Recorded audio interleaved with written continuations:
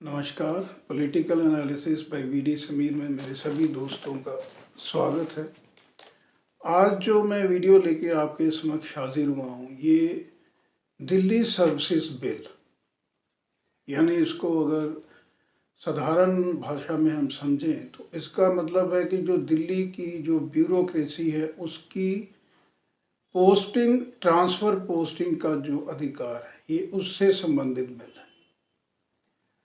अब इस बिल की मैं थोड़ी सी आपको पृष्ठभूमि में लेके जाना चाहता हूँ कि ये जो जंग जारी है लोकसभा में, राज्यसभा में इस बिल को लेके अभी हाल ही में, तो इसके पीछे का जो एक इतिहास है वो क्या है। जैसे आप सभी जानते हैं कि 2013 में अरविंद केजरीवाल, आम आदमी पार्टी दिल्ली की सत्ता पे,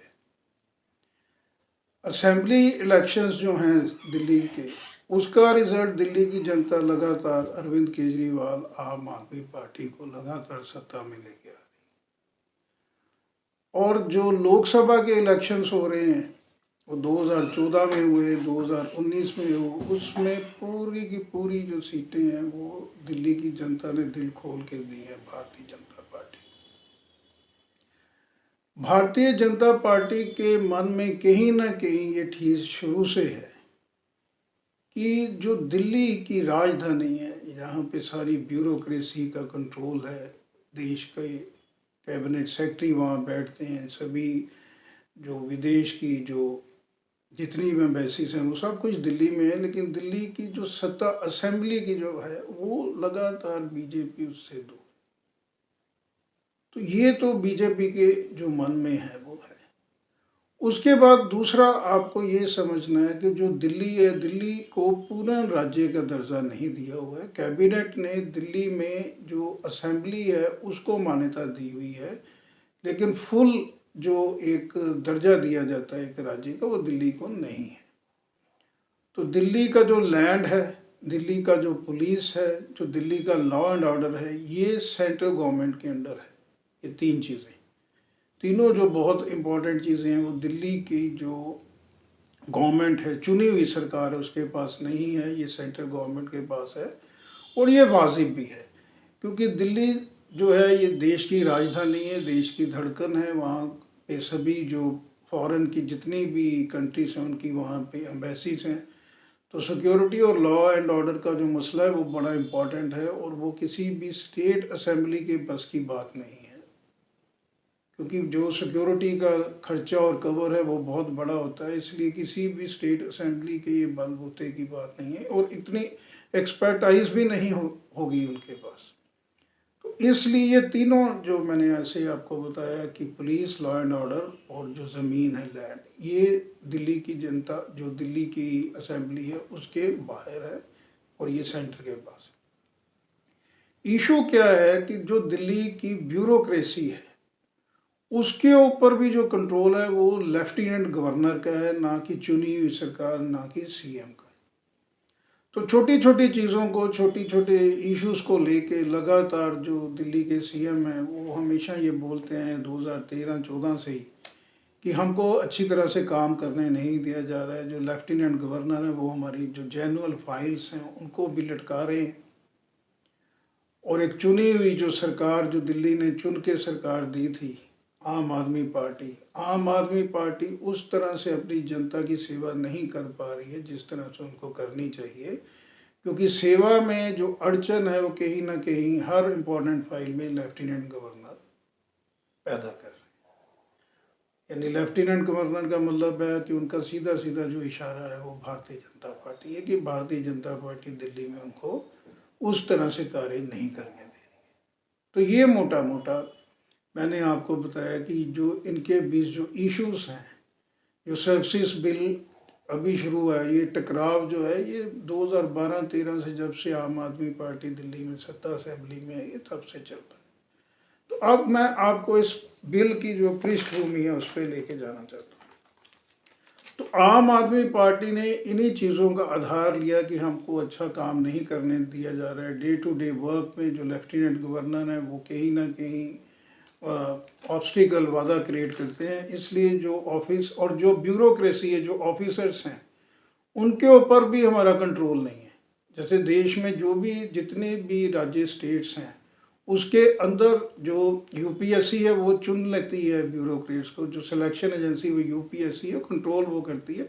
लेकिन जब वो कार्डर एलोकेशन होता है तो कार्डर एलोकेशन के अंदर वो जो ब्यूरोक्रेट आईएएस आईपीएस ऑफिसर्स हैं या इंडियन फॉरेस्ट सर्विस के ऑफिसर्स हैं, इनको कार्डर अनाउंस अलाउट किया जाता है और ये स्टेट के प्रति ही अकाउंटेबल होते हैं। इनकी जो ट्रांसफ़र पोस्टिंग है वो स्टेट गवर्नमेंट करती है। तो आम आदमी पार्टी ने यही प्ली करी कि जिस तरह से बाकी स्टेट्स के अंदर जो है ट्रांसफ़र पोस्टिंग है उसको लेके आप हमको पावर दीजिए। बाकी जो तीन हैं चीज़ें, जो पुलिस है, लॉ एंड ऑर्डर है और जो लैंड है, ये आप सेंट्रल गवर्नमेंट के पास रहने दीजिए। तो ये सुप्रीम कोर्ट के पास गए। तो 11 मई 2023 को माननीय जो सुप्रीम कोर्ट है उनकी 5 जो जजेस की संविधान पीठ थी, जिसके अंदर माननीय chief justice of India DY Chandrachud भी थे उस संविधान पीठ में, उन्होंने ये फैसला दिया कि ठीक है, ये जो 3 मसले हैं ये सेंट्रल गवर्नमेंट के पास रहेंगे और बाकी जो ब्यूरोक्रेसी की जो लगाम है, उनकी ट्रांसफ़र पोस्टिंग और दूसरे जितने भी डिसीजन हैं वो चुनी हुई सरकार यानी अरविंद केजरीवाल जी के पास है। तो ये एक किस्म से बहुत बड़ी राहत थी आम आदमी पार्टी दिल्ली के लिए। अब इसको लेके 19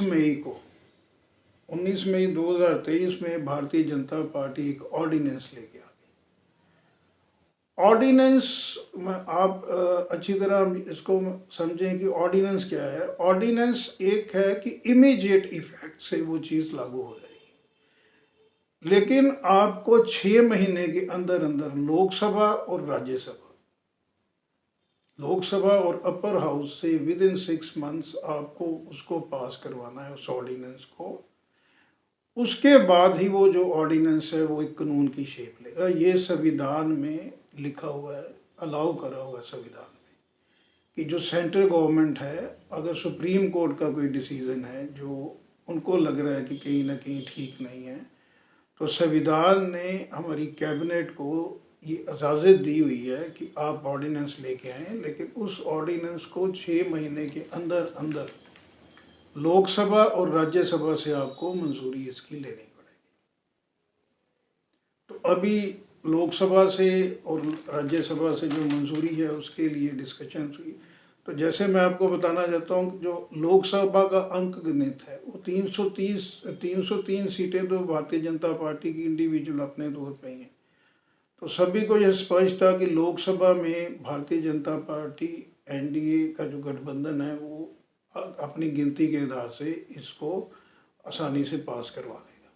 लेकिन जो राज्यसभा का अंक गणित है वो भारतीय जनता पार्टी जो है उसके इंडिविजुअल जो उसके सदस्य हैं उतना वो मेजॉरिटी नहीं है और राज्यसभा में कहीं ना कहीं उनको दिक्कत आनी थी। तो राज्यसभा का अभी का जो अंक गणित है, राज्यसभा में अभी जो सीटें हैं वो हैं 245 अलॉट हैं। उसके अंदर से अभी एट प्रेजेंट जो 8 सीटें हैं वो वैकेंट हैं और 237 सीट्स अभी राज्यसभा में हैं। और उसके लिए इस बिल को राज्यसभा में पास करवाने के लिए 119 सीटें राज्यसभा में चाहिए। 119 जो राज्यसभा के मेंबर्स हैं उनका कंसेंट चाहिए, उनकी अनुमति चाहिए, तभी ये बिल कानून की शेप ले पाएगा। तो भारतीय जनता पार्टी जो है उनके पास इंडिविजुअल अपने तौर पे पूरी मेजॉरिटी राज्यसभा पे नहीं है, लेकिन यहाँ पे 2 पार्टियाँ एक संजीवनी बूटी के रूप में भारतीय जनता पार्टी के साथ खड़ी हुई। एक बीजू जनता दल जो है बीजेडी उड़ीसा के, नवीन पटनायक जी सीएम हैं वहाँ के, और वाईएसआर जगन मोहन रेड्डी जो आंध्रा के सीएम हैं। इन दोनों के राज्यसभा में 9 मेंबर्स हैं और इन दोनों ने सपोर्ट करा वहाँ पे, और बीजेपी ने राज्यसभा से भी ये बिल पास करवा दिया 7 तारीख को। बाकायदा 8 घंटे की बहस हुई, विपक्ष ने अपना पक्ष रखा, सत्ताधार ने अपना पक्ष रखा, और जो अल्टीमेट जो वोटिंग हुई वो मैं आपको बताना चाहता हूँ कि 131 जो वो फेवर में गए इस जो ऑर्डिनेंस जो ये है, और 102 जो वोटिंग है वो इसके अगेंस्ट हुई, यानी लोकसभा और राज्यसभा में 7 जो अगस्त है ये बिल पारित हो गया, पास हो गया। अब इसमें क्या है, इस बिल में जो ऑर्डिनेंस है इसके अंदर परिधान क्या किए गए हैं गवर्नमेंट की तरफ से। उन्होंने अपना जो प्रपोजल दिया है नया, उन्होंने कहा है कि एक कमेटी संगठित की जाएगी ट्रांसफ़र, पोस्टिंग और अहम फैसलों के लिए, जिसके जो चेयरपर्सन है वो चीफ मिनिस्टर दिल्ली होंगे, चीफ सेक्रेटरी उसके मेंबर होंगे और दूसरे होम सेक्रेटरी उसके मेंबर होंगे। ये 3 लोग जो हैं ये मेंबर होंगे। और अगर किसी भी मसले पे इनकी सहमति नहीं है तो वो फाइनल से जो दिल्ली के लेफ्टिनेंट गवर्नर साहब को, यानी एक किस्म से ये बहुत ज़्यादा एक सेटबैक आम आदमी पार्टी को हुआ है। अब इसकी थोड़ी सी पृष्ठभूमि में जाए, जब ये ऑर्डिनेंस भारतीय जनता पार्टी लेके आई, उसके बाद आम आदमी पार्टी, अरविंद केजरीवाल जी जो आम आदमी पार्टी के हेड हैं, कन्वीनर हैं, उन्होंने देश के तकरीबन हर जो अपोजिशन पार्टी है, मेजर अपोजिशन पार्टी, उनके लीडर्स के साथ मुलाकात करी, उनको कन्विंस करवाया कि राज्यसभा में, लोकसभा में आप इस बिल के फेवर में आए, क्योंकि सुप्रीम कोर्ट का ये ऑर्डर है और गवर्नमेंट, उनका ये मानना था कि गवर्नमेंट ने एक इलीगल तरीके से ये ऑर्डिनेंस का रूट रखा है और कहीं ना कहीं इससे संविधान की जो उसकी जो एक दर्जा है, श्रेष्ठ दर्जा है हमारे देश में सुप्रीम कोर्ट का, उसमें सरकार ने दखल अंदाजी की है और ये लोकसभा और राज्यसभा में ये बिल पास नहीं होना चाहिए। इससे संविधान भी खतरे में आएगा, हमारी जो न्यायपालिका है उसके ऊपर भी कहीं ना कहीं अल्टीमेट कुछ ना कुछ भविष्य में प्रेशर जरूर पड़ेगा इस तरह के इम्पोर्टेंट डिसीजंस को लेकर। तो देश की जो इम्पोर्टेंट नेशनल पार्टीज थी जो इंडिया बैनर के नीचे अभी इकट्ठी हैं, उन सभी पार्टियों ने कुछ भी समय ना लेते हुए, कुछ भी समय वेस्ट ना करते हुए आम आदमी पार्टी को ये यकीन दिलाया था कि अब वो लोकसभा राज्यसभा में साथ रहेगी। लेकिन कांग्रेस ने इस पर बहुत ज़्यादा विचार सागर मंथन किया था, बहुत ज़्यादा कांग्रेस, मैं समझता हूँ कि पशोपेश में भी रहेगी इस बिल के समर्थन में आए या ना आए। उसका रीज़न ये है कि आम आदमी पार्टी, कांग्रेस ये समझती कि आम आदमी पार्टी भारतीय जनता पार्टी की बी टीम है। लॉजिक इसके पीछे का ये है कि दिल्ली की सत्ता से बाहर कांग्रेस को आम आदमी पार्टी ने किया, पंजाब की सत्ता के बाहर कांग्रेस को आम आदमी पार्टी ने करा, कांग्रेस को कहीं ना कहीं डेंट पहुंचाया उत्तराखंड में, गुजरात में भी कांग्रेस के अगेंस्ट काम किया, गोवा में भी किया और अभी हरियाणा में और राजस्थान में भी आम आदमी पार्टी जो है वो चैलेंज दे रही है एक किस्म से कांग्रेस को।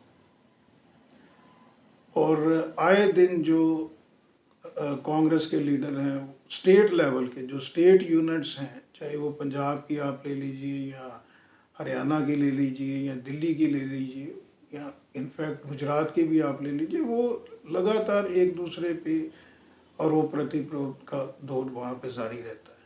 कांग्रेस की जो स्टेट्स यूनिट्स हैं वो कभी नहीं चाहती थी, उन्होंने हाई कमान को एक किस्म से रिक्वेस्ट भी करा था कि इस बिल को लेके आप आम आदमी पार्टी के साथ मत जाएं, लेकिन क्योंकि एक जो इंडिया जो एक मंच तैयार किया है विपक्ष ने 2024 के लोकसभा इलेक्शंस को देखते हुए, मैं समझता हूँ कि बहुत बड़ा दिल दिखाया, चाहे समय ज़रूर लिया कांग्रेस ने, लेकिन उस यूनिटी को मजबूती देने के लिए कांग्रेस ने भी इस बिल का समर्थन किया, इस बिल का समर्थन किया आम आदमी के पार्टी के पक्ष में लोकसभा में, राज्यसभा में। ये दूसरी बात है कि जो अंगगणित है वो भारतीय जनता पार्टी के पक्ष में रहा और भारतीय जनता पार्टी की आराम से ये जो सर्विसेज बिल है, ऑर्डिनेंस है, इसको कानूनी रूप में, शेप में उसको फाइनल करवा लिया, दोनों सदनों से पास करवा के। तो ये मोटा मोटा मैंने आपके जो इस ऑर्डिनेंस को लेके जो बारीक इसके मुद्दे जो और इसके इश्यूज थे वो आपको ब्रीफ करने की कोशिश की है, इन डेप्थ जाके कॉन्सेप्ट को क्लियर करवाने की कोशिश की है, क्योंकि मैं समझता हूँ कि इन चीज़ों को, ये जो इम्पोर्टेंट डिसीजंस होते हैं, ये हमारे देश की जनता को, पॉलिटिकल साइंस के स्टूडेंट्स को और जो आम जन है जो थोड़ा बहुता राजनीति के अंदर जिसका इंटरेस्ट है, वो देखना चाहते हैं, तो उसको बहुत इजी लैंग्वेज में, जिससे एक ले मैन भी समझ जाए कि ये जो इशू है, जो करंट इशू हर चैनल पे, नेशनल चैनल पे, स्टेट लेवल पे इसकी चर्चा हो रही है, तो उसके अंदर है क्या, उसके पीछे क्या है। तो ये मैंने आपको बताने की कोशिश की है। अभी भारतीय जनता पार्टी ने जो ये बिल तो पास करवा लिया है, लेकिन वो उनको लोगों को भी कन्विंस करना है, दिल्ली की जनता को भी, क्योंकि उन्होंने चुन के अरविंद केजरीवाल जी को भेजा और वो बोल रहे हैं केजरीवाल जी हमें काम नहीं करने दिया जा रहा है, और देश की जनता को भी जवाब देना है। तो इसके लिए और अल्टीमेटली कोर्ट को भी जवाब देना है। अभी ये जो जो डिसीजन है, अभी ये फिर से कोर्ट में, सुप्रीम कोर्ट में लगाया है आम आदमी पार्टी। तो उसके अंदर भारतीय जनता पार्टी ने बहुत पिन पॉइंट्स करे। उन्होंने सुप्रीम कोर्ट और जो भारत की जनता है, उसके सामने अपना जो पक्ष रखा है वो ये रखा है कि 11 मई को जब ये ऑर्डिनेंस, ये जो सुप्रीम कोर्ट ने फेवर में दिया था कि जो सर्विसेज हैं उसके अंदर कंट्रोल दिल्ली की सरकार का होगा, तो उसके बाद इमीडिएटली दिल्ली की जो सरकार है उसने कुछ इमीडिएटली यानी विद इन 24 आवर कुछ इम्पोर्टेंट ट्रांसफर्स करी। और जो विजिलेंस डिपार्टमेंट है दिल्ली का, जिसके पास भारतीय जनता पार्टी का ये कहना है कि उनके पास अभी जो वहाँ पे एक्साइज का एक स्कैम है, जिसके अंदर जो आम आदमी पार्टी दिल्ली के जो डिप्टी सीएम मनीष सिसोदिया वो जेल में है फिलहाल, तो उससे रिलेटेड जो शराब जो एक्साइज नीति थी उसकी फाइल्स वहाँ पे थी, जो विजिलेंस जो विभाग है दिल्ली का।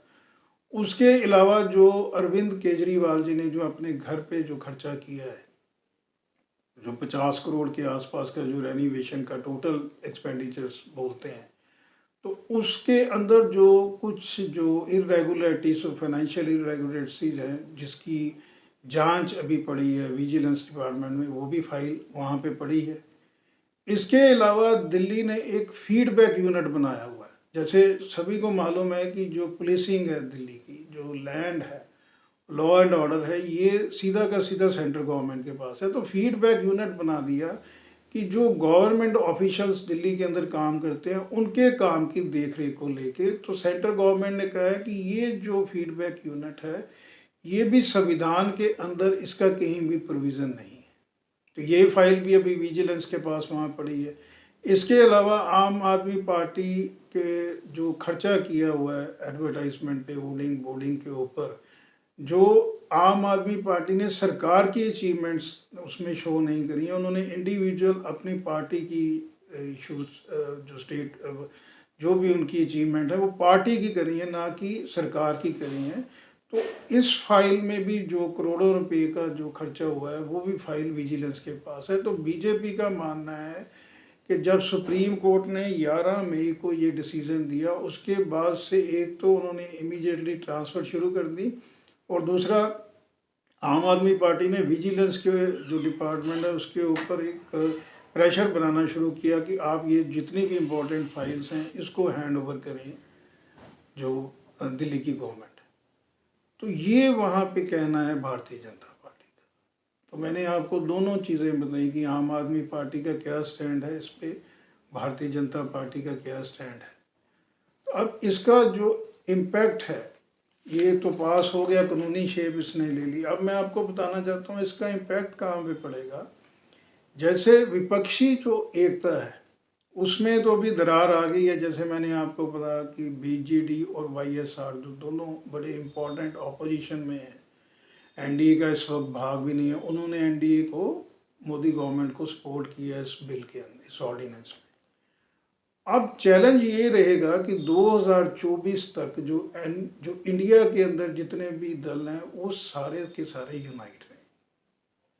सीट शेयरिंग को लेके या प्राइम मिनिस्टर जो फेस है इंडिया का जो अपोजिशन का, उसको लेके किसी भी तरह का कोई भी किसी पार्टी में मनमुटाव नहीं होना चाहिए। और तीसरा ये है कि ये इंडिया के अंदर जितनी पार्टीज हैं इनके अंदर बहुत ज़्यादा कोऑर्डिनेशन और एक म्यूचुअल अंडरस्टैंडिंग और म्यूचुअल फेथ होना चाहिए।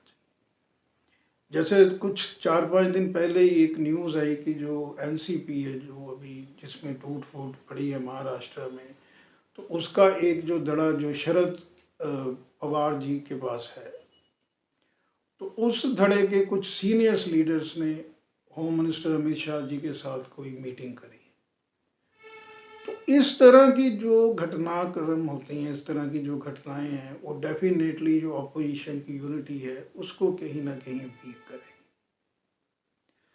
तो ये आने वाले भविष्य में अभी उसकी घर में है, अभी क्या होगा क्या नहीं होगा। तो मैंने आज अपने इस वीडियो के माध्यम से आपको एक इस तरह से इस बिल को, इस ऑर्डिनेंस को, जो किस तरह से कानून का शेप दिया जाता है, उस संदर्भ में बहुत इजी आसान तरीके से समझाने की कोशिश की है, ताकि एक लेमैन भी जो है वो भी उसको अच्छी तरह समझ सके। सरकार की पक्ष जो है, विपक्ष और पक्ष दोनों की जो कहना है वो उसके समझ में भी आए और उसके बाद वो अपने विवेक को लेके इस पे फैसला कर सके। धन्यवाद।